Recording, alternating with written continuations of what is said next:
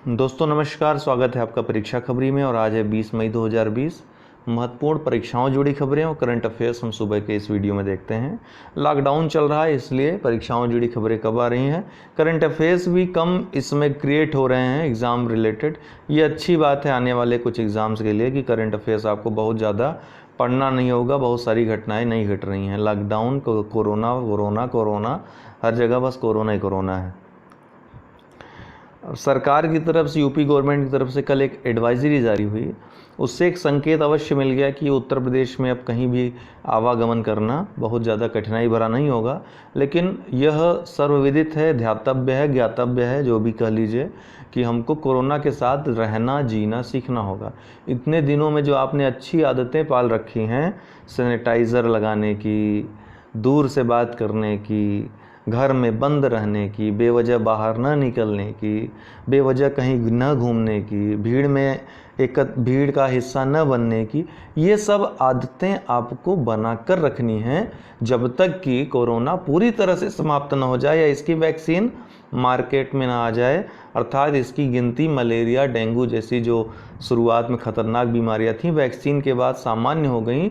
वो स्थिति जब तक कोरोना की न हो जाए तब तक आपको बचकर रहना होगा। सरकारें भी इसी दिशा में कार्य कर रही हैं। उनका भी यह मानना है कि पूरी तरह से रुक नहीं सकते, अपने आप को रोक नहीं सकते, कुछ न कुछ काम धाम होगा ही। तो परीक्षाओं के रिजल्ट से संबंधित कुछ न्यूज़ेज़ आ रही हैं। अब रिज़ल्ट आ सकते हैं, लेकिन बहुत ज़्यादा बोलना भी उचित नहीं होगा। रिज़ल्ट आने के 1-2 दिन पहले मैं बता दूंगा। हाँ, यूपीपीसीएस 2018 के परिणाम इस हफ्ते आ सकते हैं, इसकी पूरी संभावना है। आज एक मीटिंग है आयोग में, उस मीटिंग में क्या निकल कर आता है ये मैं शाम को आपको बताऊंगा। 20 मई को 2 प्रमुख दिवस मनाए जाते हैं। एक विश्व मधुमक्खी दिवस और दूसरा विश्व माप विज्ञान मेट्रोलॉजी दिवस मनाया जाता है।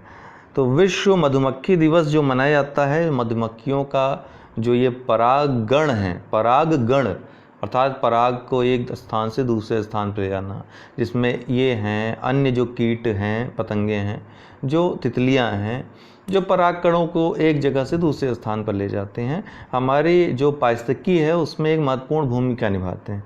तो इन पर ही ध्यान आकर्षित करने के लिए संयुक्त राष्ट्र के द्वारा 20 मई को निर्णय लिया गया कि विश्व मधुमक्खी दिवस मनाया जाएगा। और यह 20 मई का डेट इसलिए महत्वपूर्ण है क्योंकि इसी दिन एंटोन जानिसा का जन्मदिन हुआ था।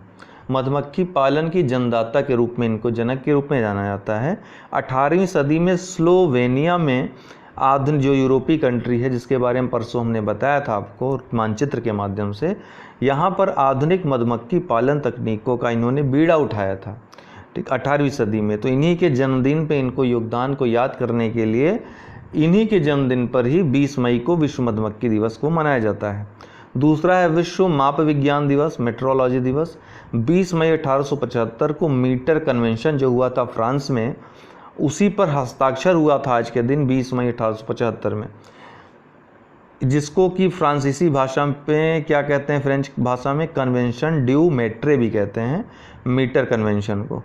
जहाँ पर 3 संगठनों का उदय हुआ था इस कन्वेंशन में। कौन कौन संगठन? भार व मापन पर सामान्य सम्मेलन CGPM, जो कि मुख्यालय सेवर्स फ्रांस में है। दूसरा संगठन भार व माप पर अंतर्राष्ट्रीय ब्यूरो BIPM, ये भी फ्रांस में स्थित है। और तीसरा जो है भार व मापन अंतर्राष्ट्रीय समिति CIPM, ये फ्रांस में संबंधित, ये भार माप से संबंधित गतिविधियों को देखने वाली 3 संगठनों का जो उदय हुआ था 20 मई 1875 को। इसी उपलक्ष्य में 20 मई को विश्व मेट्रोलॉजी दिवस, माप विज्ञान दिवस मनाया जाता है। अम्फान जो कि चक्रवाती तूफान है, जो कि सुपर साइक्लोन में तब्दील हो गया। सुपर साइक्लोन बहुत ज़्यादा स्पीड वाला साइक्लोन हो गया, अर्थात 150 किलोमीटर प्रति घंटे की रफ्तार से अधिक इसकी स्पीड हो गई। तो ये जो है, आपको पता है चक्रवात का नाम जो स्थानीय जो देश हैं उनके द्वारा दिया जाता है। तो थाईलैंड ने नाम दिया है अम्फान, बारी बारी से प्रत्येक देश देते हैं, जिसका कि अर्थ होता है आकाश। क्या अर्थ होता है? आकाश या आसमान, अम्फान। ये बंगाल की खाड़ी से टकराया, पश्चिम बंगाल उड़ीसा तटों पर भारी तबाही मचने की संभावना है। हालांकि जो हमारी आपदा प्रबंधन टीम है उसने बहुत अच्छा काम किया कि सुरक्षित वहाँ के लोगों को निकाल दिया। 10 लाख से अधिक लोग वहाँ से विस्थापित कर दिए गए सुरक्षित स्थानों पर। तो जान माल के संकट को कम किया जा सके, इसीलिए ये चेतावनी प्रणालियाँ वगैरह जो जितने भी हैं मौसम विज्ञान संगठन वगैरह काम करते रहते हैं और पूर्व चेतावनी देकर के ये चक्रवात जब शुरुआत होती है इसकी बनने की तभी बता देते हैं, स्थानीय लोगों को सूचित कर दिया जाता है, उनको सरकार के द्वारा सुरक्षित स्थान मुहैया करा दिए जाते हैं ताकि जान व माल की कम से कम क्षति हो पाए। तो ये सुपर साइक्लोन या महाचक्रवात था 1999 के बाद भारत में पहला सुपर साइक्लोन, जो कि हरिकेन लेवल का जो चक्रवात है, हरिकेन जो चक्रवात जो सुपर साइक्लोन होता है उसके स्तर का ये साइक्लोन है। कहाँ पर आया? बंगाल की खाड़ी में। शकटकर समिति, ये समिति के बारे में पूछा जा सकता है। सीमावर्ती बुनियादी ढांचा, सड़क इत्यादि पुल आदि जो आप देख रहे हैं लगातार बन रहे हैं, इससे संबंधित ढांचा बनाने संबंधी समिति की सिफारिशें लागू हुई। तो इस समिति ने सिफारिश की थी बुनियादी ढांचे जो हैं, जो सुरक्षा बलों को बहुत दिक्कत होती है सीमा पर, या अन्य गतिविधियां जो अवैध गतिविधियां होती हैं तस्कर संबंधी या अन्य संबंधी, वो रोकी जा सके, बुनियादी ढांचा को मजबूत किया जा सके, इसके लिए समिति बनाई गई थी। और इसकी जो सिफारिशें थीं वे भारत सरकार ने अब लागू कर दी। तो शकटकर समिति, ये समिति का नाम पूछ सकता है, याद रखिएगा। 73वीं विश्व स्वास्थ्य सभा, ये 18 मई 2020 को हुई वीडियो कॉन्फ्रेंसिंग के माध्यम से। तो कैसरी थी? 73वीं विश्व स्वास्थ्य सभा थी। विश्व स्वास्थ्य सभा के बारे में हमने आपको पहले बताया भी है कि ये WHO विश्व स्वास्थ्य संगठन का जो विधायी और सर्वोच्च निकाय है, इसकी जो बैठक होती है प्रत्येक वर्ष जेनेवा में होती है। ये 73वीं बैठक थी विश्व स्वास्थ्य सभा की, जो कि वीडियो कॉन्फ्रेंसिंग के माध्यम से हो। इसमें चीन को घेरा गया, भारत भी उसमें शामिल रहा। भारत की तरफ से स्वास्थ्य मंत्री हर्षवर्धन वाजपेयी ने इसमें भाग लिया, डॉक्टर हर्षवर्धन ने भाग लिया उसमें, ठीक है, जो कि इस समय स्वास्थ्य मंत्री हैं भारत सरकार में। तो WHO के बारे में हमने आपको बताया है। 7 अप्रैल 1948 को स्थापना हुई। ये संयुक्त राष्ट्र की विशिष्ट एजेंसी है, इसका मुख्यालय जेनेवा स्विट्जरलैंड में है। तो कोरोना वायरस का स्रोत क्या है? अब ये लग रहा है कि विश्व स्वास्थ्य संगठन अमेरिका के दबाव में आ गया है, अर्थात ये काम किया दबाव, और विश्व के अन्य देशों का, भारत जैसे देशों का भी इसमें प्रभाव रहा है, योगदान रहा है। अब चाइना के एकदम पक्ष में जो नज़र आ रहा था WHO, एडोनहम जो कि उसके मुखिया हैं, इथियोपिया के हैं ये, जो कि इस समय WHO के मुखिया हैं, लग रहा था चीन के एकदम पक्ष में आ गए हैं, बचाव कर रहे हैं। वो अंततः WHO को झुकना पड़ा वैश्विक दबाव में, और स्रोत का पता लगाने की अर्थात जांच के लिए ये तैयार हो गया है। अगला है प्रधानमंत्री ई विद्या कार्यक्रम, PM ई विद्या कार्यक्रम। कक्षा 1 से कक्षा 12 तक के छात्रों को ये समर्पित रहेगा। ऑनलाइन और डिजिटल कार्यक्रम है, एक प्रकार का ऑनलाइन और डिजिटल शिक्षा प्रदान की जाएगी। कई चैनल भी इसमें चलाए जाएंगे शिक्षा गतिविधियों से संबंधित। प्रधानमंत्री ई विद्या कार्यक्रम।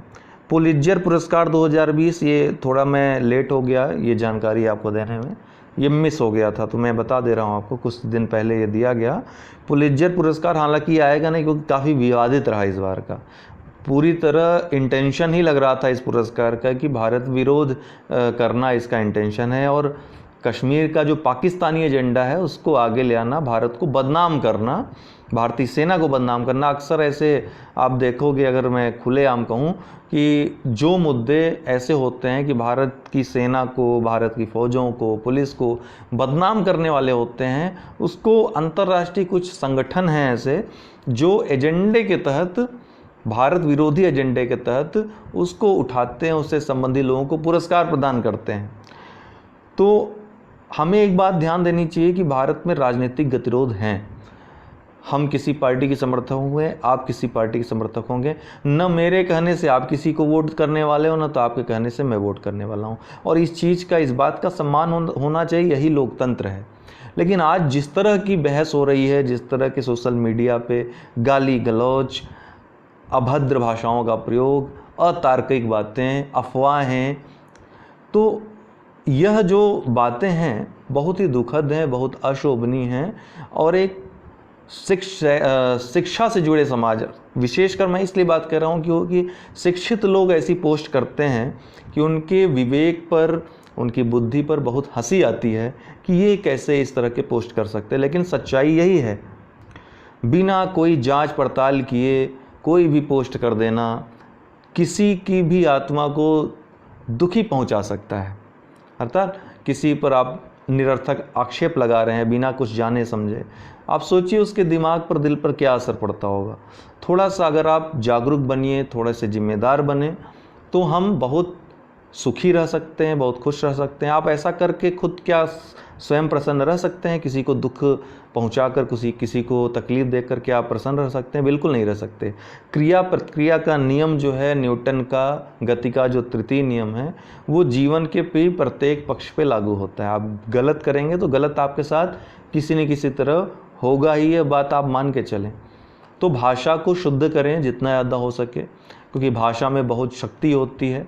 मैंने ये बात शक्तिमान अर्थात मुकेश खन्ना से ही कल एक वीडियो में सुन रहा था। काफ़ी अच्छी बातें वो करते हैं, ठीक है। उनसे ऐसा नहीं कि हम कुछ सीख करके हम छोटे हो जाएंगे या किसी व्यक्ति से सीख कर हम छोटे। सीखने की जो प्रक्रिया आप हमसे सीख रहे हैं, हम आपसे सीख रहे हैं, हम भी आप लोगों से कुछ ना कुछ सीखते हैं। जीवन के प्रत्येक पक्ष से हमको कुछ न कुछ सीख लेनी चाहिए। प्रत्येक बुराई में भी अच्छाई ढूंढनी चाहिए। अगर इस तरह से अगर हम लोग करने लगे, तब देखिएगा कितना बदलाव हो सकता है। लेकिन जो बयार बह रही है बहुत उल्टी है, बहुत अशांत करने वाली है, बहुत ही ज़्यादा अशांत करने वाली। सोशल मीडिया को तो बिल्कुल त्यागने का मन कर जाता है। अगर मेरी जिम्मेदारी ये सब न होती, आपको शिक्षा प्रदान करना न होती, मैं ऐसे क्षेत्र से जुड़ा हुआ हूँ इस समय, शिक्षा के क्षेत्र से, कि हमको एक्टिव रहना पड़ता है। नहीं तो मैं तो, मेरा मन करता है कि मैं सोशल मीडिया को बिल्कुल ही त्याग दूँ। तो ऐसी स्थिति है। फ़िलहाल त्यागने से अच्छा है कि उसमें सुधार का प्रयास किया जाए, जो मैं अब किसी न किसी माध्यम से करने का प्रयास करूँगा ही करूँगा। और आपको भी प्रेरित करूँगा कि आप भी अच्छा ही करें। राजनीति में एक दूसरे की बुराई करें, आलोचना करें, कार्यों की करें, किसी व्यक्ति की न करें। जिस दिन कार्य की आप आलोचना करने लगेंगे, उस समय सच्चे मायने में लोकतंत्र में आप जी रहे होंगे। किसी व्यक्ति की अगर आप बुराई कर रहे हैं, किसी व्यक्ति से घृणा कर रहे हैं, तो यह लोकतंत्र की कोई भी गरिमा बढ़ाने वाली बात नहीं होगी। तो यही बात होती है कि यहाँ पर ऐसी बातों को उठा करके प्रदर्शित किया जाता है। देखिए भारत में तो ये हो रहा है, जबकि हम ये भूल जाते हैं भारत देश तो हमारा है, किसी प्रधानमंत्री, किसी मुख्यमंत्री का नहीं है। हम ही ने उसे बैठाया है, हमारा देश है। अगर देश की बुराई होगी, देश के प्रति अगर घृणा पैदा होगी, तो हम आज से नहीं, कहते हैं ना कि लम्हों ने गलती की, सदियों ने सजा पाई। आज हम जो गलती करेंगे सहन करने की, 100 साल तक उसको मिटाने की क्षमता आप में नहीं रहेगी, आप ये जान लीजिए। तो जो वैश्विक संदर्भ है उसमें भारत की स्थिति को हमेशा हमको मजबूत रूप से दिखाना होगा। यहाँ पर क्या हुआ कि जम्मू कश्मीर के 3 फोटो पत्रकारों को पुरस्कार दिया गया। इनमें से एक को यदि छोड़ दिया जाए, चन्नी आनंद के फ़ोटो को, चन्नी आनंद ने जो फ़ोटो दिया था, देखिए 3 को बड़े प्रोपोगंडे के तहत दिया गया है। इन दोनों ने, डार यासीन, मुख्तार खान ने जो चित्र भेजे थे, जो चित्र खींचे थे, आप देखें तो उसमें इन्होंने एक ऐसे बच्चे की तस्वीर पेश की जिसको आतंकवादियों ने मारा था। बाकायदा उसकी वीडियो है, उसकी फ़ोटो है, सब कुछ है, रिपोर्टिंग है उसकी।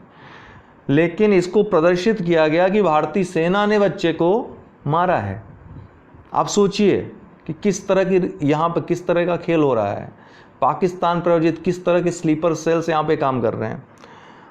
और भी बहुत बड़ी बात जो मैं आपको बताना चाह रहा हूँ, ये तीनों जो हैं, ये किसी विदेशी एक पत्रकार एजेंसी है, एक विदेशी पत्रकार एजेंसी जो जुड़े हुए हैं, जो लगातार, अगर इस पत्रकार एजेंसी की बात करें तो लगातार कई वर्षों से भारत विरोधी पत्रकारिता से जुड़ा हुआ है। झूठ पे झूठ, झूठ पे झूठ, इतने झूठ इसने भारत के संदर्भ में बताए हैं। इवन एक दो बार तो इसको माफ़ी मांगनी पड़ी है अपने ही पोस्ट पे ही। तो इन्होंने कश्मीर के संदर्भ में भारतीय सेना और भारत सरकार की छवि धूमिल करने का प्रयास किया और इनको उसका पुरस्कार दिया गया पुलित्जर पुरस्कार के रूप में। तो पुलित्जर पुरस्कार अब विवादों में आ गया है, इसके बारे में ज़्यादा कहना उचित नहीं होगा। इन तीनों का नाम याद रखिए, अगर गलती से पूछ लेता है तो टिक कर दीजिएगा। कोलंबिया विश्वविद्यालय पुरस्कार देता है, यूएसए का पुरस्कार है, अमेरिका में ये एजेंसी स्थित है। कोलंबिया विश्वविद्यालय को जिम्मेदारी दी जाती है कि पुरस्कार प्रदान करे। 1917 से ये प्रारंभ है, पत्रकारिता के क्षेत्र में दिया जाता है। ठीक है।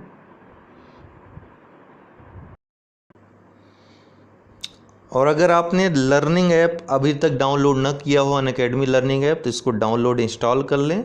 यहाँ पर कोई भी विषय, किसी भी एजुकेटर को आप सर्च करेंगे, कोई टॉपिक सर्च करेंगे, आपको मिल जाएगा। आप आराम से पढ़ाई कर सकते हैं, या फिर चाहें तो सब्सक्रिप्शन लेकर के पढ़ाई कर सकते हैं। सब्सक्रिप्शन आपको 1 मंथ से लेकर के 2 साल तक के उपलब्ध हैं, अर्थात 1 महीने से लेकर आप 2 साल तक का एडमिशन ले सकते हैं। प्रशुल्क कुछ उसमें लगेगा, जो भी सब्सक्रिप्शन चार्जेस हैं देकर पढ़ सकते हैं। हमारा रेफरल कोड अगर आप यूज़ करते हैं, रेफरल कोड है UD10 मेरा, ये यूज़ करते हैं तो किसी भी कोर्स में आपको छूट मिल जाएगी। ठीक है, तो इसको अवश्य, अगर आपको ज्वाइन करना है तो UD10 रेफरल कोड अवश्य यूज़ करिएगा। ठीक है ना। तो 12 महीने का कोर्स में जैसे 7,000 रुपये आपका लग रहा है, तो 24 महीने कोर्स में, उसी कोर्स में 9100 रुपये लगेंगे। तो आपका 2 वर्ष का जो फ़ी रहेगी वो कम पड़ रही है। तो आप चाहें तो 2 साल के लिए सब्सक्रिप्शन ले सकते हैं, पढ़ सकते हैं आराम से, तब तक आपका सिलेक्शन भी हो जाएगा कहीं ना कहीं। ठीक है, तो UD10 आप याद रखिएगा, रेफरल कोड। तो दोस्तों आज के लिए इतना ही, बहुत बहुत धन्यवाद।